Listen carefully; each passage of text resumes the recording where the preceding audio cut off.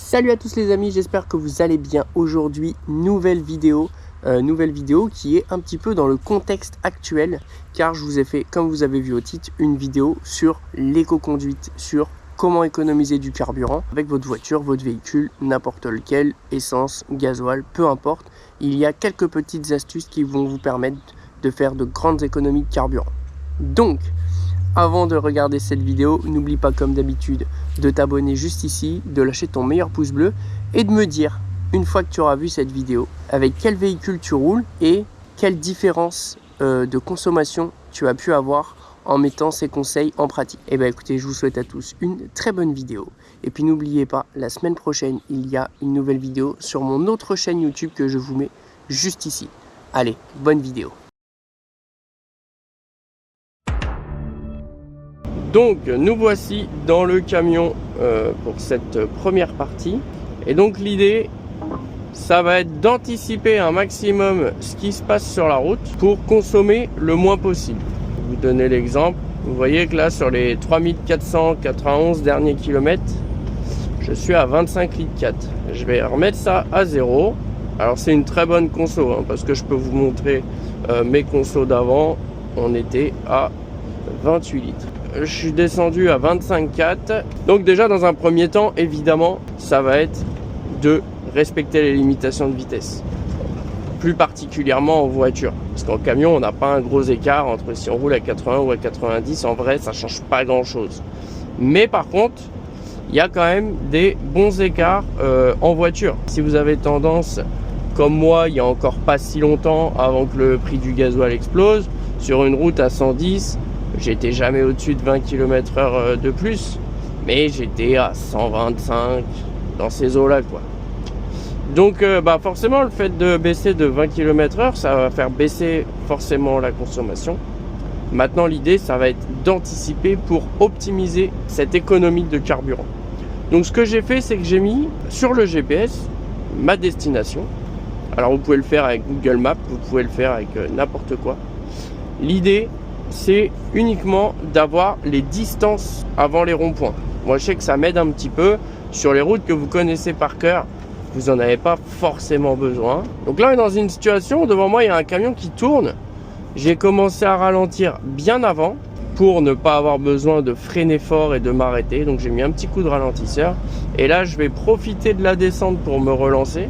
Parce que du coup, j'ai juste à mettre un filet de gaz et le camion va reprendre sa vitesse. Et là, on arrive du coup à la vitesse limite. J'ai lâché l'accélérateur, vous pouvez le voir à la caméra. Et là, le camion, il est au neutre, au tout seul, il le fait tout seul. C'est des kilomètres gratuits, donc là, je me rapproche de la vitesse limite. Je peux mettre le régulateur, parce qu'aujourd'hui, sur nos camions, on a quand même des régulateurs qui sont plutôt bien foutus, qui sont reliés avec le GPS, et en fait, qui savent. Là, par exemple, il voit que je suis en descente, il s'est mis au point mort, et il se laisse couler gentiment. Quand on va arriver en bas, et qu'il y a ensuite la côte, et tout simplement, il va reprendre son rapport et nous faire grimper gentiment, sans accélérer exagérément, pour limiter la conso. Donc là, je suis dans une situation où je vois que il y a un petit patelin pas très loin. J'y arrive bientôt dessus. Alors après, moi, j'ai l'habitude avec ce GPS de savoir à peu près la distance à laquelle je peux lâcher l'accélérateur pour que ça m'y emmène sans avoir besoin d'accélérer. Alors ça embête un petit peu la circulation, mais je vous cache pas que je m'en fous un peu. Je vais attendre encore un peu, mais on va bientôt être pas trop mal. L'idée, c'est d'arriver à 50 à l'entrée du bled sans avoir rien à faire. Donc là, j'ai coupé. Il a remis un rapport, il a mis le 13e rapport. Donc on est en frein moteur. La consommation instantanée est de 0 litre. Donc là, on arrive à 150 mètres. J'aurais pu lâcher bien plus tôt parce que comme on voit, ça m'emmène. Et là, je suis vide. J'ai pas de poids dans le camion. Je suis pas chargé. Donc je lui mets un petit cran de ralentisseur, gentiment. Je suis à 60. Je vais laisser couler parce qu'ensuite, ça grimpe. Donc là, c'est pareil. Je sors du bled. J'ai pas besoin de mettre pied planche. Il n'y a aucun intérêt. Surtout que j'ai pas de poids là. Donc, j'accélère gentiment. Et là, j'arrive en haut d'une côte. Et ce que je fais, c'est que je vais lâcher. Je vais remettre un petit coup de gaz pour qu'il se mette au neutre. et on va le laisser descendre gentiment. Je vais sûrement devoir le freiner un petit peu. Donc ce qui est bien sur les Scania, c'est qu'on a ça qui me permet de lui dire je veux pas dépasser 85 en descente. Donc il gère le ralentisseur tout seul. Donc pas d'utilisation des freins. Là je relâche et je lui remets le petit régulateur. L'idée dans tout ça, c'est d'avoir le regard porté loin sur ce qui se passe devant. Là, je suis au régulateur adaptatif, donc il suit la vitesse du véhicule de devant. Et sur Scania, alors sur les autres, je ne sais pas comment ça fonctionne. Je n'avais pas ça sur les autres camions quand j'étais sur Renault ou autre. Ici, on a des petites lignes bleues au compteur et je retrouve les mêmes ici. Donc là, je peux lui mettre 2 grandes distances. De mémoire de ce que j'ai pu constater en faisant de l'autoroute, c'est qu'une ligne, ça représente, je crois, 25 mètres en gros. Donc 2 lignes, c'est 50 mètres de distance. Sur l'autoroute, normalement, c'est ce qu'on met en camion. On met 50 mètres de distance. L'avantage avec ça, si par exemple, je dis à mon régulateur adaptatif, je veux que tu n'aies que 25 mètres d'écart avec celui de devant. Et le souci, c'est qu'il va avoir tendance à freiner fort dès que ça ralentit devant. Et pareil, lui, il n'a pas le temps d'anticiper parce qu'on est trop près. Alors que si je lui mets plus de distance, bon déjà, s'il y a un problème, un carton ou quoi, on a le temps de s'arrêter. Mais en plus de ça, si ça ralentit, lui, il a le temps de gérer. Le principe de l'éco-conduite, alors j'aime pas trop ce mot parce que, oui, effectivement, le but, c'est de faire des économies de carburant. Mais il n'y a pas que ça. L'avantage aussi, c'est que du coup, la route se fait beaucoup plus sereinement, on est beaucoup moins stressé. On use moins le véhicule, les freins, les pneus, parce que les freinages, ça use les pneus. Là, pas de freinage, pas d'usure, ni de plaquettes, ni de pneus, en tout cas beaucoup moins. Sur un camion, on a l'avantage du ralentisseur. Sur une voiture, ce qu'on va pouvoir faire, ce que vous allez voir, c'est qu'on peut utiliser le frein moteur. Donc là, je voulais vraiment vous introduire un petit peu en camion parce que ça fait partie de notre formation. Quand on passe le permis, quand on fait notre formation continue obligatoire tous les 5 ans, on nous parle de ça, on nous fait des rappels, on nous refait conduire avec un formateur sur un parcours qu'ils connaissent bien pour montrer que on peut économiser du carburant sans mettre plus de temps, parce que l'idée c'est ça. Nous, on peut pas se permettre de mettre une demi-heure de plus pour économiser 5 litres. L'idée c'est quand même de mettre approximativement le même temps, on n'est pas à 1 ou 2 minutes près, mais faire des bonnes économies de gasoil. Donc là, bien entendu, étant donné que je suis vide, on sera beaucoup moins haut en termes de consommation que les 25 litres que j'avais, mais je peux vous dire que 25 litres en camion, c'est très très bien comme consommation. Et sur une semaine où, autant vous dire que j'avais du boulot, j'ai pas traîné. J'étais pas là à me traîner la savate non plus, et j'ai pas fait que de l'autoroute, j'ai fait énormément de nationales. D'ailleurs, c'est là aussi que on va économiser le plus sur les nationales, les départementales et toutes ces petites routes où on va vraiment pouvoir faire la différence sur la conso. Parce que l'autoroute, une fois qu'on s'est calé à 90 en camion, il se passe plus grand chose. La conso, c'est à peu près tout le temps la même. Elle augmente quand c'est en côte, elle descend quand c'est en descente.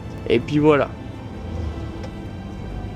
Donc là, j'ai mis un tout petit peu de ralentisseur, mais je le laisse quand même faire sa vie. L'idée, c'est juste de garder une bonne distance avec le véhicule de devant, sans exagérer, sans avoir à freiner. Alors vous avez pu voir, depuis tout à l'heure, je n'ai pas touché une seule fois la pédale de frein. Et c'est là tout le but de l'exercice. Le fait de laisser plus de distance aussi, quitte à être un poil moins vite que celui de devant, c'est que si lui doit s'arrêter parce que le véhicule qui est devant lui, que je ne vois pas, doit tourner à droite par exemple, lui il va freiner, moi je laisse couler, le temps que l'autre tourne et que lui repart, j'aurai pas besoin de m'arrêter. Ça aussi, c'est une économie de carburant. Parce qu'il faut savoir que les véhicules, là où ils consomment le plus, c'est les moteurs qui tournent pour rien à l'arrêt. Tout ce qui est démarrage, donc dès que le véhicule est arrêté, et qu'on repart, c'est là qu'il consomme le plus. Sur une voiture, on va être dans l'ordre des peut-être une voiture classique, on va dire comme la mienne, on doit être aux alentours des 30-35 litres facile au démarrage en première. Sur un camion en charge, on est aux alentours des 300 litres. Donc là, tout l'intérêt de ne pas s'arrêter. Donc on va arriver à l'approche d'un rond-point, on est à 1300 mètres.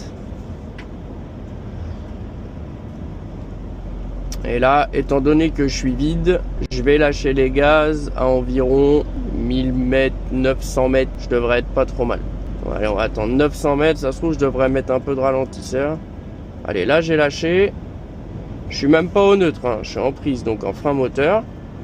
Ça va embêter les voitures qu'il y a derrière parce qu'on va sortir de la zone à 70 avant le rond-point.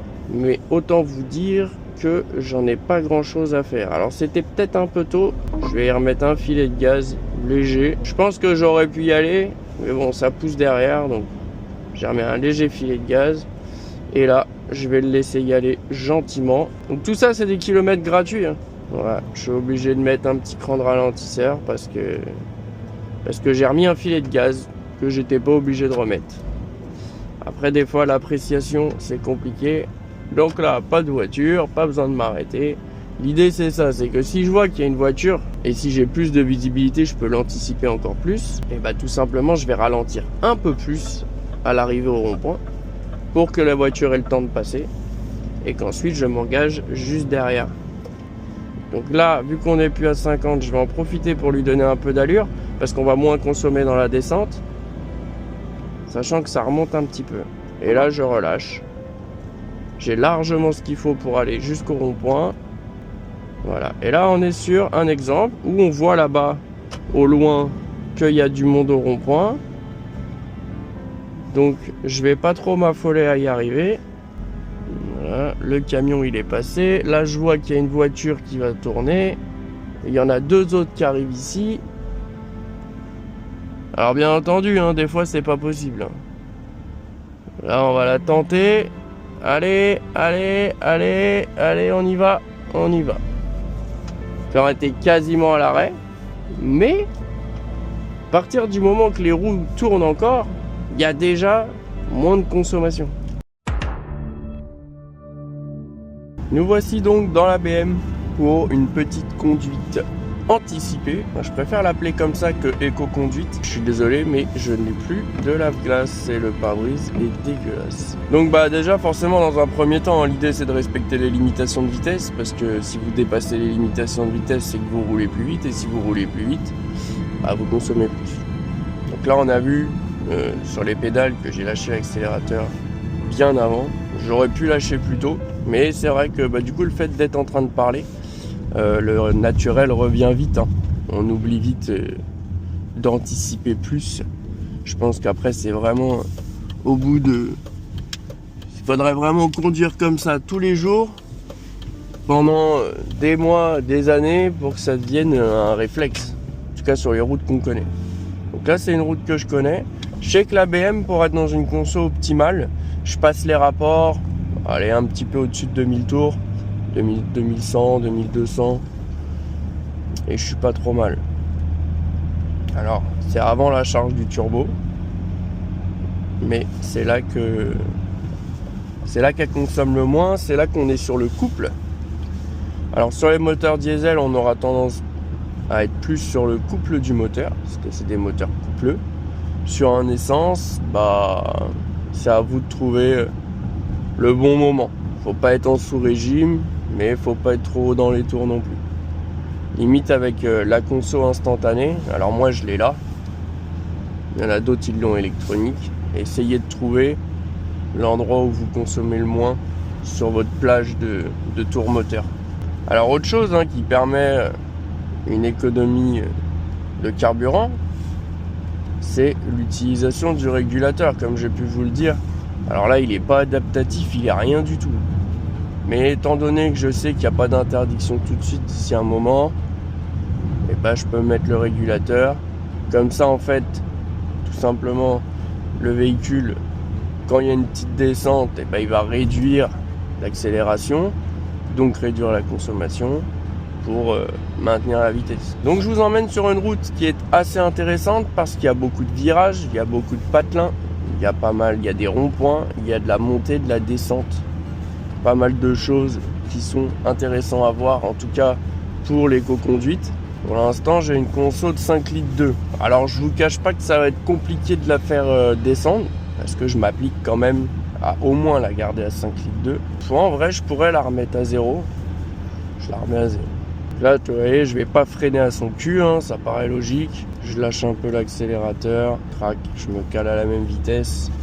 Comme quoi, c'est pas parce qu'on a un gros moteur je m'entends, mais 6 cylindres en ligne, 2,5 litres, quand même des moteurs assez gros en termes de litrage, qui en plus ne sont pas tout jeunes, et bah on a quand même des bonnes consos quand on fait gaffe. Alors oui, quand on appuie, ça consomme un peu plus, forcément. Donc là, j'ai pas été très malin. Je suis obligé de freiner. En vrai, j'aurais dû couper le régulateur bien avant et me laisser couler. Donc là, c'est une erreur de ma part, parce que j'avais coupé les caméras, j'étais en train de les rallumer juste avant l'entrée du bled. Et du coup, j'ai chié dans la colle. Donc là, par exemple, je suis en 3e, j'arrive pas vite. On regarde bien partout, il n'y a personne, je peux m'engager. Voilà, là, je rentre sans m'arrêter. Bon, vous me direz, j'ai dû freiner comme un sourd juste avant, donc c'était plus facile. Donc là, étant donné qu'on est dans la belle ville de Surgères et qu'on est dans une ville que je connais, je sais qu'il y a un feu là-bas, un petit peu plus loin. L'idée, ça va être de ne pas s'arrêter. On va essayer d'anticiper, parce qu'il est juste après le virage, donc on voit pas grand-chose. Il a l'air d'être vert. Ah non, il est rouge. Voilà. Donc là, je lâche tout et je la laisse y aller tranquille. De toute façon, le feu est rouge. Donc j'ai aucun intérêt d'arriver à 50 au bout pour écraser le frein. Ça ne sert à rien à part user le véhicule, consommer plus. Et puis normalement, si je suis pas trop mauvais, j'ai pas besoin de m'arrêter. Après, ça dépend du feu. Des fois, on est obligé de s'arrêter. Ouais, je crois que là, ça va être mort. Bon, j'ai dû m'arrêter. Mais c'est pas grave. Dans tous les cas, je perds pas de temps puisqu'il aurait fallu que je m'arrête. Il me manquait pas grand chose. Et ce feu est assez long, donc c'est vrai que des fois, c'est compliqué de l'avoir. Entraînez-vous à le faire chez vous. Sur les bleds que vous connaissez, ou c'est des feux que vous prenez tout le temps. Essayez d'arriver à le choper comme ça, en vous laissant couler. Il passe au vert, les gens repartent et vous vous arrêtez pas. Et puis c'est tellement agréable. Surtout en boîte manuelle aussi, ça évite de trop manipuler la boîte et l'embrayage, beaucoup moins. Alors je sais que juste après le petit virage là-bas, il y a un autre feu. Je vais laisser ralentir un petit peu pour voir ce que ça dit. Ah bah là c'est mort. Il vient de passer au rouge. Je sais déjà que ça sert à rien. Je vais me laisser y aller gentiment. J'utilise le frein moteur pour ralentir. Et j'utilise le frein juste pour m'arrêter. Cette voiture, je peux même passer les vitesses à 1600 tours sans problème. Là, j'ai lâché bien avant le rond-point pour ne pas avoir à utiliser le frein et arriver à la bonne vitesse. Donc là, je vois, il y a un panneau céder le passage. Donc je sais qu'il y a un céder le passage. Ça sert à rien que j'accélère. J'ai déjà lâché l'accélérateur. Et j'arrive quand même trop vite. Mais là, on n'a pas beaucoup de visibilité avec les arbres. C'est bien dommage. Mais là, je vois qu'il n'y a rien. Il n'y a rien. Je m'arrête pas. C'est le principe du céder le passage. Bien entendu, quand la visibilité le permet. C'est pas toujours le cas.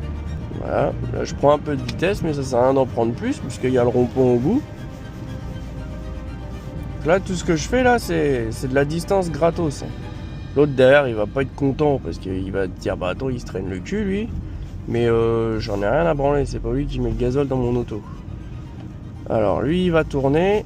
Il tourne, il fait quoi? Ah, ok, on peut y aller. Alors ça, c'est pareil. Des fois, vous faites tout pour être impeccable, arriver dans le rond-point et tout, et il y a un con qui a mis son clignotant à gauche alors qu'en fait il sort, il l'a pas mis à droite pour sortir, et puis du coup vous freinez, vous vous arrêtez pour rien. Et ça, des fois c'est un peu rageant quand on essaye d'optimiser la conso. Avant qu'il y ait le gasoil à 2 € pour être honnête, j'ai une conduite de base on va dire assez dynamique. Je tournais autour des 7 litres 5, 7 litres 8. Forcément, je vous cache pas que maintenant, à 2 € et quelques, on joue le jeu d'essayer de faire des économies quand même. Là, ici, c'est une route à 90. Je vais pouvoir accélérer un peu quand même, parce que le but, c'est pas d'être lent. Surtout que je vais à l'aérodrome, donc faut pas non plus que je me traîne le cul. Et là, j'ai pas mis Google Maps pour m'aider. Je connais pas non plus super bien la route. Donc là, on rentre dans l'exemple de la route un petit peu vallonnée. Dès qu'on va être en montée, on va avoir tendance à consommer plus. Mais du coup, l'idée, ça va être d'anticiper les descentes et de s'en servir. Là, par exemple, je peux arrêter d'accélérer. Et vous voyez, je perds quasiment pas de vitesse. Si je perds de la vitesse, je peux me mettre au point mort. Hein. Au point mort, je vais consommer, allez, 1 litre au 100 km pour le ralenti. Mais ça reste du kilomètre gratos. Hein. Je remets ma vitesse. Alors si vous faites ça, faites attention de ne pas vous tromper de vitesse. Évidemment. Partout où je peux lâcher l'accélérateur, je le fais. Bah, si on arrive à aller jusqu'à l'aéroclub à 4 litres, 4 litres 2, et bah franchement c'est que j'aurais fait des progrès. Enfin. Lui là il a lâché l'accélérateur, j'ai l'impression sur Oise qu'on arrive vers un bled. C'est pas pratique d'anticiper quand il y a une voiture devant. Effectivement on arrive dans un bled. Donc là je vais laisser couler jusqu'à avoir la vitesse voulue. Donc là on va relancer. Mais l'idée c'est pas de niquer ma conso. Alors vu que ça monte un peu, je vais prendre un petit peu plus de tours. Mais vraiment léger. Hein. J'arrive dans un bled, je rétrograde. Je pense que la voiture de devant, bah, il joue au même jeu que moi. Je pense. Ou alors vraiment c'est un mou du genou. Mais à la finale, on fait que respecter les limitations. Et vous voyez qu'en vrai, personne respecte. Hein. Ça bouchonne derrière. Il y a 3 voitures, mais il y a du monde derrière nous. Quoi. En fait, ça peut même devenir un petit jeu. Hein. Petite compétition entre vous et votre femme, à celui qui fait la meilleure conso. Et j'en parlais il n'y a pas longtemps, mais si tout le monde faisait ça, déjà on est obligé d'être concentré sur la route. Pour pouvoir anticiper les descentes, anticiper les ronds-points, les dodanes, les feux, ce que fait la voiture de devant, il y aurait beaucoup moins d'accidents. Là, il y a une descente, j'ai déjà lâché l'accélérateur, parce que je sais que c'est une bonne descente en plus. Je vais pas perdre de vitesse. Un tout petit peu. Allez, on va se relancer un peu pendant la descente, parce que d'accélérer pendant la descente, c'est hyper efficient. En fait, je l'aide juste à descendre. Et je consomme vraiment très peu. Là, je remets du gaz pour maintenir dans la montée et je relâche pour profiter de la descente. Vous voyez la conso à 0, c'est du kilomètre gratuit, on en profite. J'arrive même à prendre un peu de vitesse, je vais pas freiner à son cul, je vais profiter de la montée. Et lui aussi il joue ça, hein, parce que là il était à 70 en bas de la descente, il aurait dû remettre du gaz un peu plus tôt. Parce que là du coup il va réaccélérer pour prendre de la vitesse dans la montée.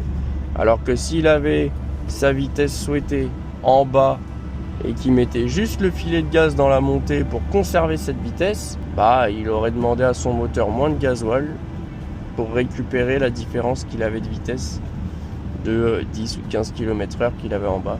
Là, pour le coup, je me traîne un peu, mais c'est à cause de celui de devant. Parce que normalement, je me mets, si c'est 80, je me mets à 80 au Oise, pas au compteur. Vous voyez là, 80 compteur, 74 sur Oise à la vitesse GPS. Alors là on va arriver dans un bled juste en bas de la descente, donc depuis tout à l'heure j'accélère plus. Je vais commencer à rétrograder.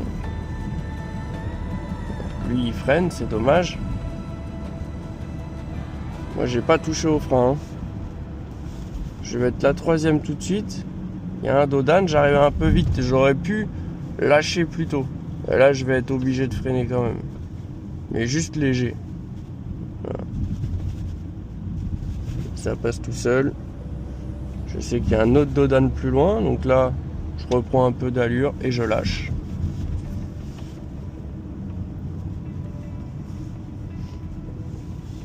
Ah, il s'en va. Ça, c'est cool. Je vais mettre une 2e pour qu'il ait le temps de tourner avant que j'arrive. Ah bah... Et c'est le problème, c'est qu'il sait pas où il va. Allez, faut y aller maintenant. Voilà, merci. Et normalement, il y a encore un 3e dodane. Pareil, j'arrête d'accélérer. Ça sert à rien de freiner. Voilà. Et là, on peut déjà relancer un petit peu. On a un beau temps aujourd'hui, ça va être un vol super agréable. Et ça c'est cool. D'ailleurs, si vous voulez voir du coup le vol qui va suivre, c'est sur mon autre chaîne, Zero to Take Off. Vous l'avez en description. Je vais même vous la mettre en commentaire épinglé. N'hésitez pas, venez vous abonner. Je fais une vidéo tous les 15 jours à cheval avec celle-là. Donc en fait, une fois il y a une vidéo sur cette chaîne Mecha Juice, une fois il y a une vidéo sur Zero to Take Off, etc. Le lundi 16h30 sur Mecha Juice, le dimanche midi sur Zero to Take Off, et du coup une semaine sur deux comme pour cette chaîne. Pour l'instant j'arrive à tenir le rythme. YouTube m'a bien ghosté quand même. La vidéo de la BM là il y a 15 jours, elle a fait 60 vues. C'est pas fou hein. Donc là on a un double virage et je crois bien qu'on va arriver dans un bled. En plus on est en descente, donc je commence déjà à rétrograder. J'utilise le frein moteur. J'aurais pu rester comme j'étais. Voilà. Et c'est là l'intérêt. Alors c'est vrai qu'avec Waze on voit pas très bien. J'aime bien mettre Google Maps en mode vue satellite, ce qui permet de voir quand il y a un village qui arrive. Parce que là sur la carte en fait on peut pas le deviner quoi. Alors, je sais pas si avec Waze on peut mettre le mode satellite, je suis pas sûr. Je connais pas assez cette application. Mais bon, c'est pas méchant. Mais j'aurais pu grappiller un petit peu parce que vous avez vu, là on voit qu'il y a un rond-point. C'était marqué. J'aurais pu ralentir bien plus tôt et profiter de la fin de la montée pour me ralentir. Parce que là, je vais arriver trop vite étant donné que c'est en descente. Donc là c'est pareil. J'ai pas super bien géré, j'aurais pu gérer mieux que ça. Après comme je vous dis, je suis ni un expert ni un professionnel. Allez Coco, j'ai pas envie de m'arrêter. Voilà, merci. Vous voyez, dans cette situation, j'aurais lâché plus tôt, je serais arrivé moins vite au rond-point. Et bah, j'aurais même eu le temps de laisser passer les autres et de passer un peu plus vite dans le rond-point. Ce qui m'aurait permis de moins relancer à la sortie. Et donc, économiser du gazole. Allez, on fait le dernier rond-point. Et après, je vais vous laisser pour cette conduite. Vous voyez, hein, 4 litres 1. Franchement sur un 525D de 2004 ou 5, bah il n'y a pas beaucoup de voitures qui consomment 4 litres au 100 en diesel surtout avec 170 chevaux, et c'est toute une question de conduite. Là j'arrive encore trop vite. Et dès qu'on se concentre plus trop sur la route et qu'on se concentre sur autre chose, et bah on fait des conneries et j'ai dû freiner. Donc le challenge, je vous mets un petit challenge, c'est sur un trajet connu de utiliser le moins possible le frein. En tout cas pour ce qui est rond-point, feu, rentrer dans les villages, etc. Utilisez le moins possible le frein et mettez-moi en commentaire le modèle de voiture que vous avez, de véhicule, le modèle de votre véhicule et votre conso au 100 après avoir testé la conduite anticipée. Bon bah voilà, j'espère que cette vidéo vous aura plu. J'espère que ça aurait pu en aider beaucoup d'entre vous à faire de sacrées économies de carburant. Moi, depuis que j'applique ces méthodes, en tout cas plus régulièrement que je le faisais auparavant, j'ai quand même fait une sacrée économie. Comme vous avez pu le constater avec la BM, j'ai réussi à descendre jusqu'à 4 litres 2. Alors on va pas se mentir que des fois je suis un peu pressé, un peu en retard, je le fais un petit peu moins. Et du coup en moyenne je tourne à 5 litres 2 en faisant gaffe. Sachant qu'avant j'étais plus aux alentours de 7 litres 8 litres. Donc voilà, j'espère que ça vous aura plu. N'oubliez pas de me dire en commentaire ce que vous avez gagné en conso sur votre véhicule. Et puis je vous souhaite à tous une bonne semaine. On se dit à dans 15 jours pour une nouvelle vidéo. C'était Julien. Bye bye.